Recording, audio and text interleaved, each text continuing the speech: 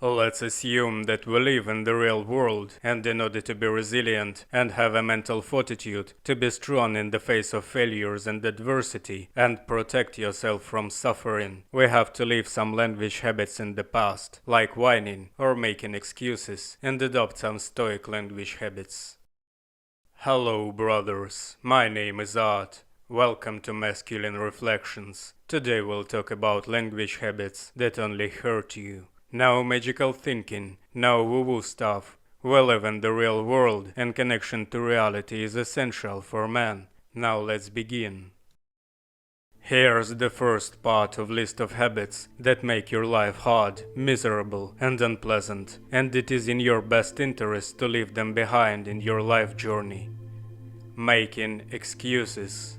Instead of making excuses for your mistakes, failures, or inaction, learn from them and strive to do better next time. This requires a bit of self-reflection. The most powerful psychological technique to address this issue is journaling. If you have failed miserably, instead of thinking about reasons why you were unable to achieve success, it is much better for your mental stability to think about ways to increase your chances of success the next time. You might not like what you come up with, because that would require some action or effort, but your quality of life depends on this significantly. Whining and complaining. My take on this is that the reason you're whining and complaining is because you do not know better. This is your normal reaction to things not going your way, and this reflects your failure in understanding reality and your ability to influence reality. Journaling will help you become aware of the situations that you perceive as being out of your control and trying to find ways how to acquire that control. Just writing down your thoughts on this will make your life easier. Negative self-talk.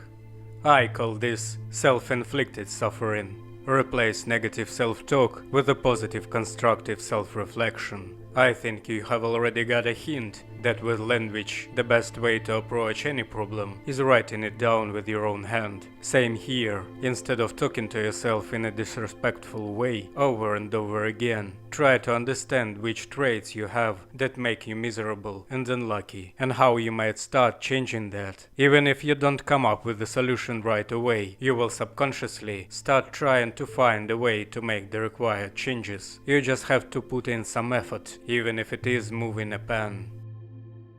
Blaming others. This language habit starts from avoiding taking responsibility for your life, which, as you remember, is a very important thing for your mental health and fortitude. You will have to teach yourself to adopt the notion that you are the root cause of all your failures, as well as all your successes. Taking responsibility for your life will make you your mental point of origin, the center of your development, the source of thought and action. Catastrophizing. Avoid thinking about the worst case scenario. Don't blow things out of proportion. Instead, focus on solutions and positive outcomes. Many people don't realize that when they try to assess the consequences of their actions, they think of the worst possible outcomes for them. The cure is simple. When you are about to do something that you consider hard, try to write down what you are about to do and the best case scenario. When you just start doing this, it is helpful to come up with the most ridiculous and unrealistic best outcomes, just to outweigh the opposite.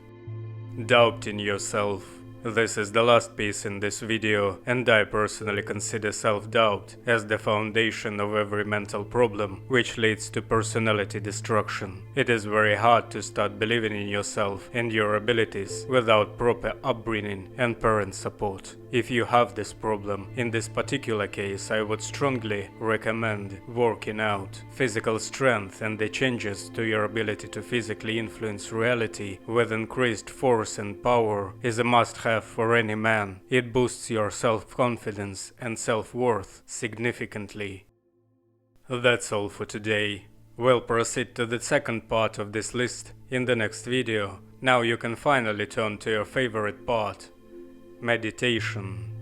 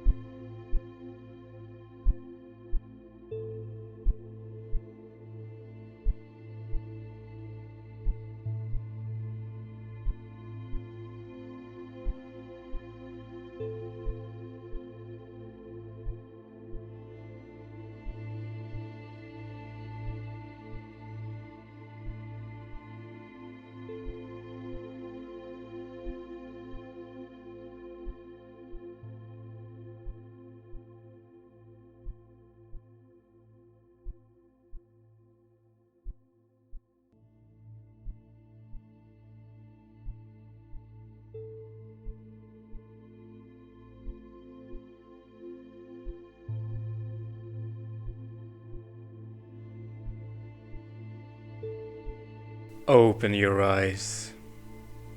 Return your breath to normal. Stand up, put your like on this video, write a comment on your thoughts or insights. Then go take a cold shower and do the work. We'll meet again.